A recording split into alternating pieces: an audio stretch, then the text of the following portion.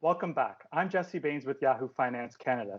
Today we're talking real estate during COVID-19, which, dare I say, we're seeing a very early sign of a return of a relative sense of sanity on these markets. Here to make sense of it all, we have John Pasalis of Velocity Realty in Toronto. Hey, John, thanks for being here. Thanks for having me. And in Vancouver, we have Oakwyn Realty's Steve Saretsky. Thanks for being here, Steve. Looking forward to it. Let's do it. Let's do it. Okay, so let's start with the national picture, the latest numbers from CREA, the Canadian Real Estate Association. Nationally, home sales are down 12.5% month over month, but let's keep in mind that that's coming off a record March, so I guess it was bound to happen. Prices, though, are up slightly as measured by the home price index, up around 2.4%. So, John, let's start with the low-rise market in Toronto. Are we seeing a similar trend there? Yeah, very similar. I mean, we're seeing sales, interestingly enough, actually also here decline from March to April, which isn't very typical. Usually sales tend to pick up as we head into the spring market, but March was a record month and a very hot month. And I think we're just starting to see some of that demand kind of ease up a little bit in the market, slightly starting to cool a little bit as a result as well. So is that urban exodus sort of calming down? You know what it is? I think it's, again, I think a lot of the demand from first-time buyers got pulled forward and, into the fall market. And now it's just, between kind of tens of thousands of buyers bought and buyer fatigue kind of pushing people out of the market, the weather getting better, people not wanting to look at homes. I think all of that's kind of contributing to this kind of gradual slowdown we're seeing.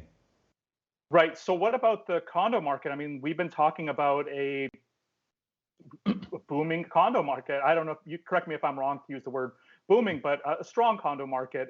Are we seeing that still playing out in Toronto, John? Yeah, it's starting to slow down a little bit as well. I mean, the condo prices exploded in the past few months. I mean, we started the year, GTA average condo prices were in the low 600,000s. They're now up to 700. And part of that was just really there's this massive boom in demand that kind of just tightened inventory, pushed prices up. And I think because we saw such a rapid acceleration, a lot of the investors that were looking in the market are kind of to ease up a little bit, because obviously when prices go up that quickly, the returns look even less attractive than they did 4 months ago. So we're starting to see a gradual slowdown, but it's still pretty competitive in the condo market. Okay, Steve, how about in the Vancouver area? Are we seeing a similar slowdown there? Yeah, I think we saw. Sorry, starting with the low-rise market. Yeah, I mean, sales, I think, for detached homes, which is obviously been the hottest segment throughout the pandemic, still relatively strong sales in April, but they did fall, I think, 15% from March. So, yeah, we're certainly seeing, just a slowdown. It's just, I think we talked about this in your last show about, did we put the top in? And I think as we look at the data, coming out in April, and obviously now we're almost close to the end of May here, we're just seeing sort of a continuation of that, right? Again, fewer showings for houses, fewer offers, and I think overall, like similar to like John said, I think people are just, we're going through a change here in the pandemic's progress. I think people are kind of looking forward to getting out of the house, and so I think real estate's going to start to put take a back seat in terms of what people prioritize, and then obviously the condo market. I think it's a similar thing. I mean, you look at the data; it's still strong. It's still, we had record sales, for the month of April. But yeah, I mean, what we're seeing is certainly a bit of a pullback. I mean, but still very tight condo market. But yeah, things just feel like they're slowing, and which is certainly, I think, a welcoming aspect for everybody that's been in the housing market. Mm-hmm.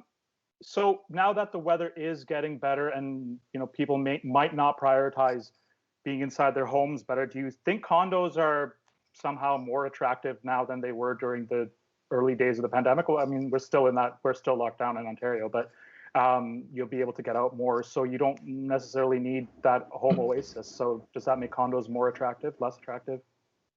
I think it does. I mean, we're starting to see that on the ground. I mean, rents in downtown Toronto are up about 10% since January. So like even the condo rental market downtown, demand has picked up. A lot more people wanting to move back to the city. And we're seeing that also like in condo prices in the resale market. So definitely, I think the shift out of the city has obviously slowed down a lot, and people are moving back into condos, both as rentals and to purchase them downtown.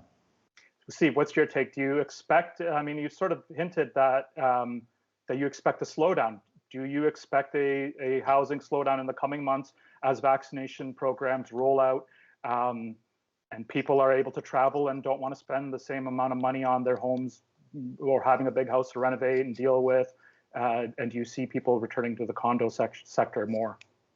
Yeah, I mean, I think it's all about like narratives and trying to sort of understand people, because you can kind of look at the data, but like if I look at it from a behavioral standpoint, I just think that as we talked about this earlier, but I think as people start to get vaccinated, obviously we're getting really ramping up the vaccinations here. I think that as we enter into the summer months, the sun's out. I think the last thing people are going to want to do is spend more time at home. I just think everybody's so desperate to get out of their house, to go to the bars, to go socialize with friends. And I think that we're getting closer and closer to that. And so I just think that real estate's going to take a back seat. It's just not going to be a priority, right?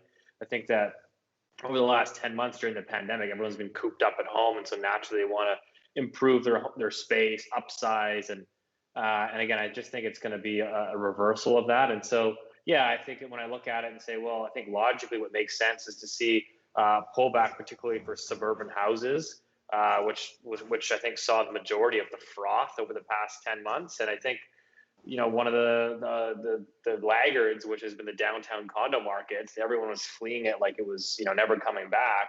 I think that'll probably be one of the better markets here over the next 12 months. Yeah, I mean, I can imagine young people that love that downtown lifestyle, even though they didn't necessarily enjoy living in a shoebox, would be quite happy to get back into the nightlife and in the restaurants and stuff that I'm too old to know anything about. But anyhow, so let's go much further afield now. We can't travel yet, for the most part, legally. There's a cottage country boom going on. So that's an option for like somebody that has a condo or a smaller. Okay, there's that plane that visits us every trip. So is that cottage country boom still happening? Because I mean, if I was thinking to myself, I can't travel this year, but I'd like to have some, have a recreational property to visit. Maybe flying is going to happen for a while. Are those prices still elevated, John, in the Ontario cottage country areas? Yeah, I mean, they're definitely still high. A lot of people, the demand for cottages was a combination of people just wanting to move there permanently. And a lot of investors jumped in because, I mean, the investors saw how tight the market was for cottage rentals, which is pretty much the only thing people can do for recreation and vacation over the past, 18 months. And I think that was the other key driver that was kind of pushing prices. And I think they're going to stay high for a little bit. It's tough to say if that's going to extend, into next year once people are kind of back in their offices and have other vacation plans. My instinct is we're going to have a lot of cottage Airbnb rentals and probably more than we actually need. So, John, have rents gone up relative to prices? Like for somebody that just wants to rent, are they facing the same premiums as buyers? Rents where, in the city in the cottage or country, in the cottage? I think a lot of the cottage rentals are being used as like short-term rentals, right? And I think that's kind of also sort of squeezing the market. If you look at a lot of some of these markets, like Prince Edward County for the GTA is a very big one because it's about 2 hours away. It's become very popular for people who want to get away for 2 or 3 days. It's got like a nice wine country. And the challenge with markets like that is that Torontonians, between buying homes and renting short-term rentals, have kind of pushed prices up beyond what locals can afford, right? So even the people that are living and working there are having a hard time, finding a place to live that's actually affordable. So I think that's kind of one of the challenges with sort of the shifts in demand that we've seen in the market over the past, 12 months or so. Steve, out in BC, how's the cottage country boom looking like now?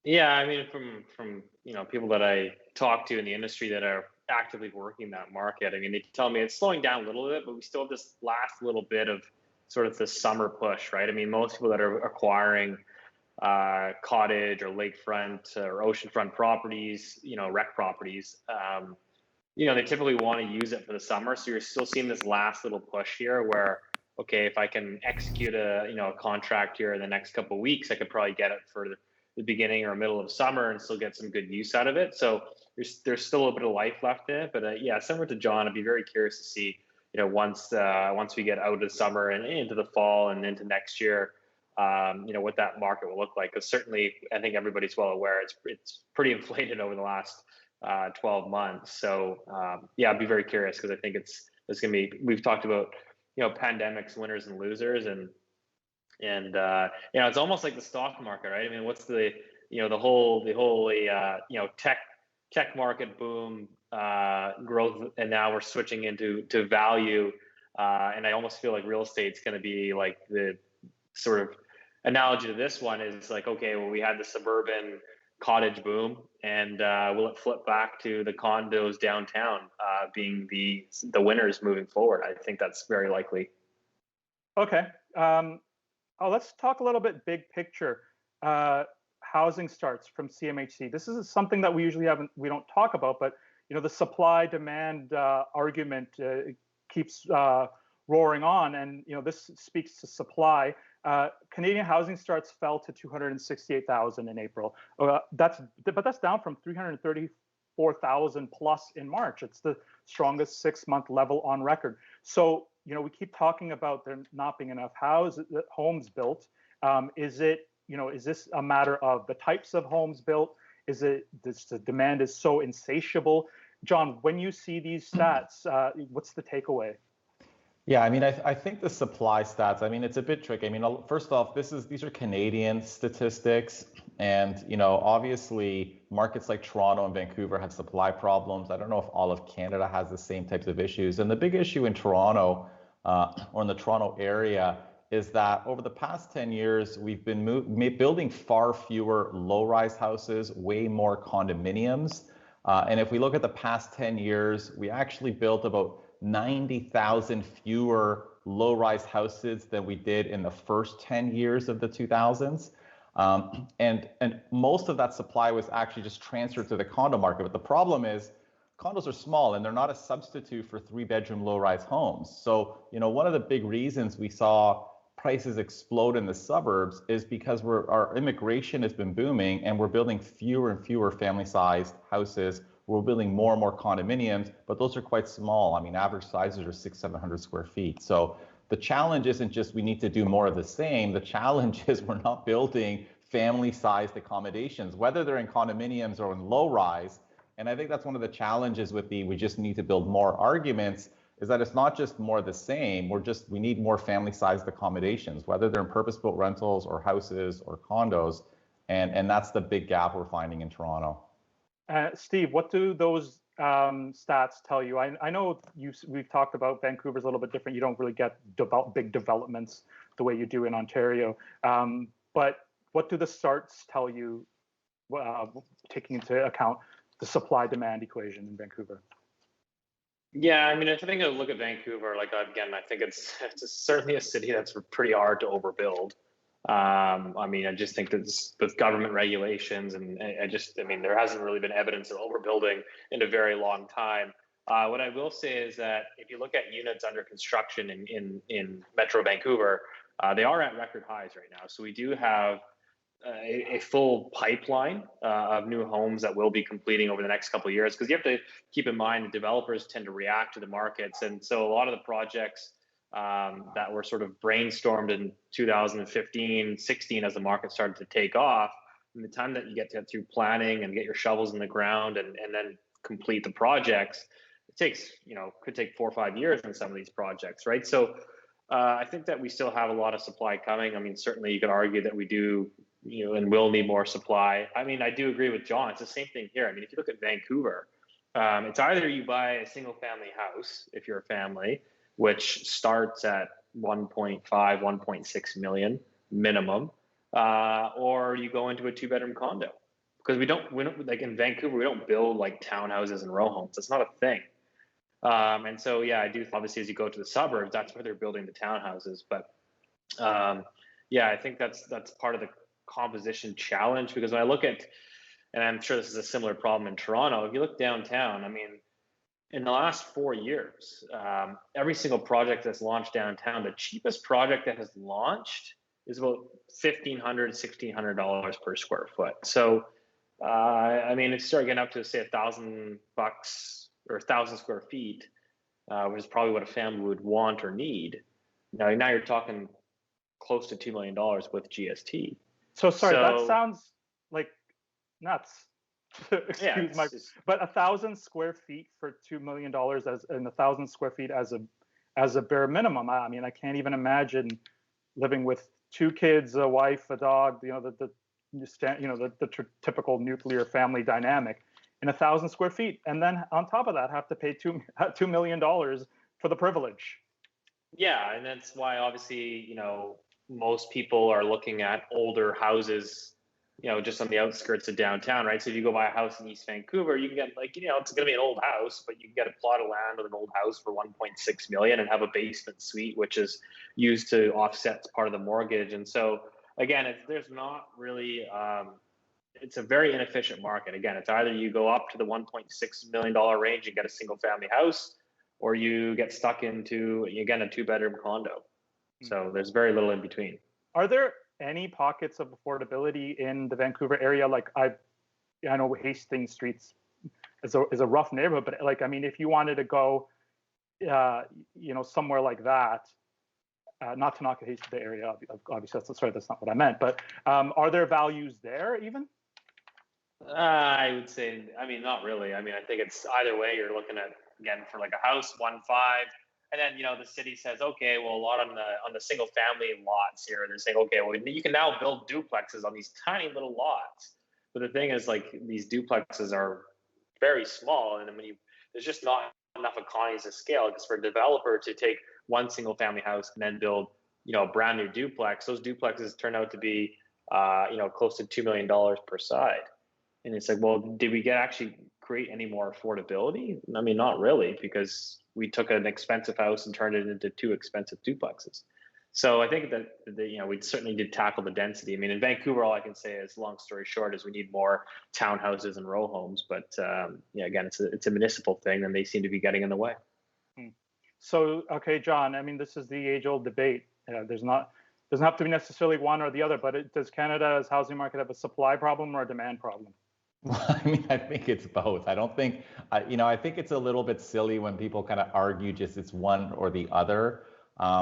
And again, I think the challenge is, I mean, you can look at the past 5 years, and a lot of economists are doing this and saying, well, we haven't built enough. Well, yeah, okay, we haven't built enough, but we also had a massive immigration boom. You know what I mean? And arguably, that's something that the government has some control over. I mean, at the end of the day, if they just kind of kept immigration levels at a sort of a normal rate, we wouldn't have had this rapid acceleration in home prices. We would have been underbuilding. So it's a little bit silly to say it's one or the other. I mean, obviously it's both. And I think the government really needs to look at both the supply side and the demand side to bring a little bit more balance. Steve, what's your take? Supply problem, demand problem, or something completely different? I mean, I think it's definitely both. I mean, I've been sort of beating the drum on the demand side, because I think that there's so many things that you could tackle there. You can't just build supply without tackling the demand too. I mean, I think when you have, for example, like in Canada, an insatiable appetite to load up on real estate. If everybody wants this, let's just say hypothetically, if everybody wants to own 2 or 3 condos because that's their investment and retirement plan, it's very hard to build to sustain that level of demand. So I think you're going to have to tackle both. I mean, I think, Canada still lags. I think we're at the bottom of the charts globally in terms of issuing building permits, in terms of the turnaround time. So, and I think that's a huge problem. But the demand side, you can't ignore that. And that's the one thing I think, certainly a lot of the mainstream economists and stuff, keep railing about supply, but again, very little talk about demand. And John brings up a good point about the immigration, right? It takes so long to build product here. So if you just start ramping up immigration without having adequate housing supply, obviously there's no question. It shouldn't be a surprise why house prices are up, huge. Mm-hmm. Okay, so we've talked about the government's role in the current situation. Okay, we talked about things are cooling down a little bit, but let's be real. It's not exactly a buyer's market. I think you'll both agree, and bargains aren't to be had across the GTA and Vancouver. But so NDP leader Jagmeet Singh called out the federal government, saying that the first thing we need to do is recognize that housing is a crisis. And he says that the current federal government has failed to do so. So he presented this idea. Have a listen. So what we're proposing is some concrete steps. Let's massively invest in housing as a way to create jobs locally in communities and as a way to ensure people have a place to call home. We want to see people have a place they can buy. We want to make sure that there's affordable rental. And so what we're proposing is investing massively to create 500,000 new homes, investing in cooperatives, in not-for-profits, building apartments, building townhouses, building houses. We want to build massively as a way to recover out of this pandemic and a way to build forward for the future. We also want to put some measures in place that stop some of the pressures that are driving up the cost of housing. We know that people are treating Canada like a stock market when it comes to housing and just plopping their money into the housing market, hoping it'll continue to grow. And we don't want our housing market to be used like a stock market. It should be a place for people to buy a place they can call home, to find a place to call home. So we want to bring in a national foreign buyers tax. The BC government brought that in. The NDP did a great job. But this is something that needs to be tackled as well federally so that people don't move money between jurisdictions. All right, so sounds easy, right? Like just build massively and 20% home buyers tax, which is way above the 2%, I believe, right? That the national one in the budget, or is it 1%? 1%. 1%. That's right. So he says 20%. Let's build massively. What do you think of that plan, John? Well, I mean, I think it's a lot of hopes and dreams in there, but I don't think there's much in terms of concrete details. I mean, the reality is they're making it sound like they've solved all of our supply problems.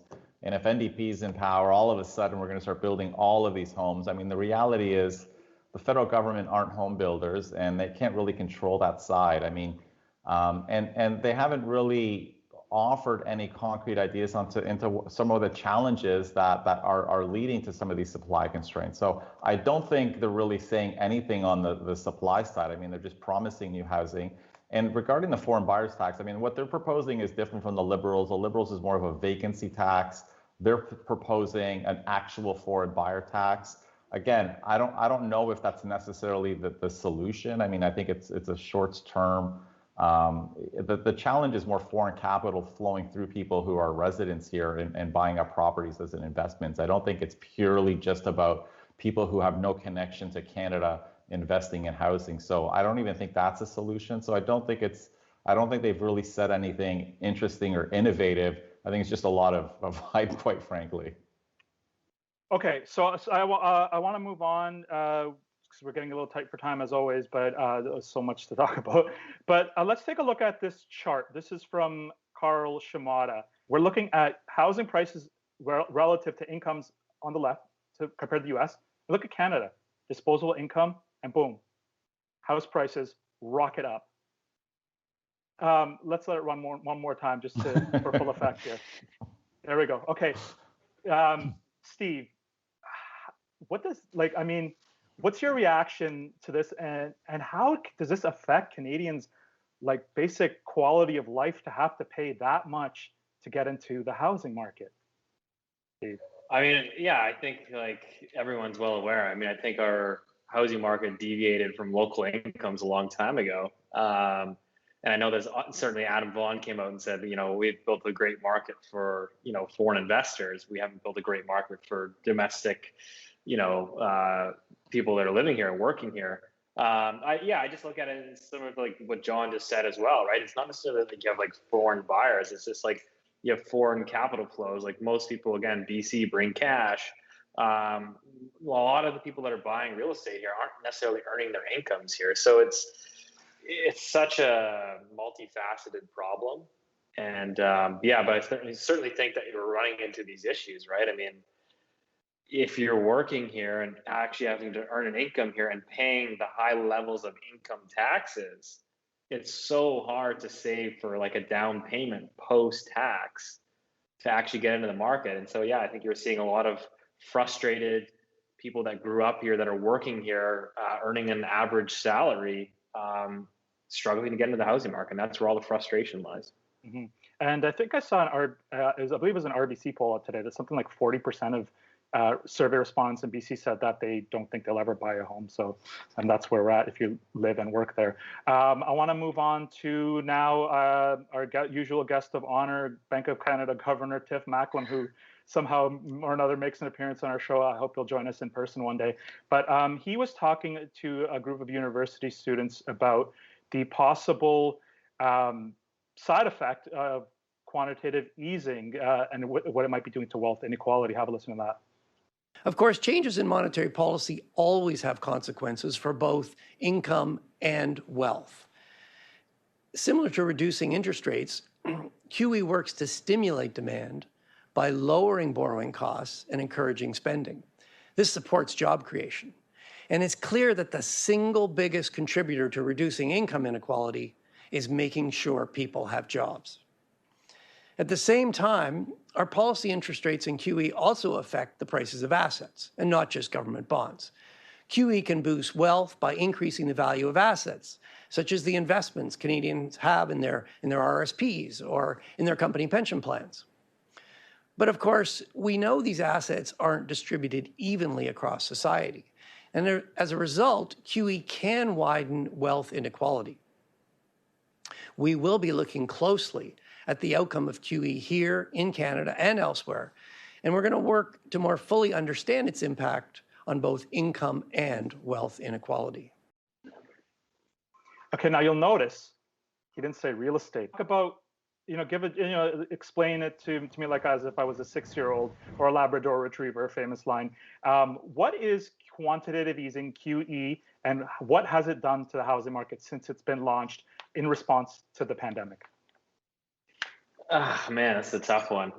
Essentially, the government, the central bank, the Bank of Canada, essentially buys government debt, intervenes into the bond market, basically purchasing bonds. They raise the prices of these bonds, and then by doing that, they lower the yields on that. So basically, if you're looking to buy a house, the Bank of Canada has essentially helped you by lowering the mortgage rates, by lowering the government bond yields, so the cost that you borrow money on. So obviously, if you're borrowing cheaper and cheaper money, that typically results in obviously higher house prices because it lowers your mortgage payments. So obviously, this is fantastic for people that already are in the housing market because your house price is going to go up. So it creates this, as Tiff talked about in his interview here, it creates this growing wealth inequality, right? I mean, if you've got 2, 3, 4 investment properties, I mean, this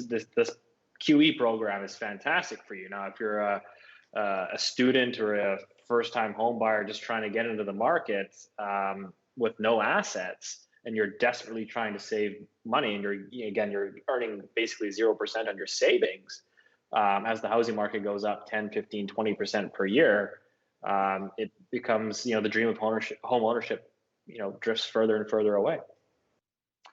So I want to get in one more chart from Carl, looking at GDP of contributions to GDP. Okay, so they're finance, real estate, construction all the way at the top. Look at manufacturing, energy, extraction, construction, real estate, and finance at the top. So John, sort of getting a little political here one more time, just for effect. There.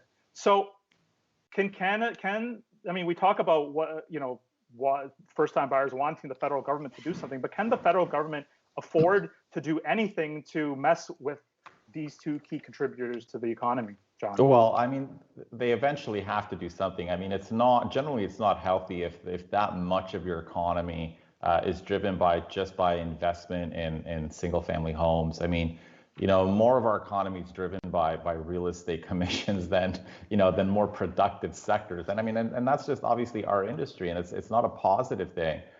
So I do think the government needs to do something to kind of cool down housing as this investment, this asset class that people just need to hoard and buy. And if we start moving towards houses as just something that people buy and live in long term, you start to see a less significant impact that it's going to have on our economy going forward. And I think we need to kind of move in that direction for sure. Great. Okay, great conversation as always. Thanks so much, John Pasalis of Realosophy Realty. Thanks for having me. And to Steve Saretsky of Oakland Realty. Thanks, Steve. Thanks for having me, and thank you to Carl with the great charts in the show. Yeah, I'm going over time, but it's funny. I worked on a segment with Carl at another news outlet. It was called Fun with Charts, and there was a system problem, and not a single chart worked. But Carl, the pro he is, managed to get through it, and it worked out fine. Less than ideal, but it worked out fine. Anyways, thanks again for watching, everybody. Be sure to follow John on Twitter, follow Steve on Twitter. They share lots of insights. Give me a follow as well if you have any questions for these guys. Meanwhile, check out Yahoo Finance Canada for all your news on real estate, tech stocks, cryptocurrencies, energy. These guys. Meanwhile, check out Yahoo Finance Canada for all your news on real estate, tech stocks, cryptocurrencies, energy, you name it. Thanks. See you next time.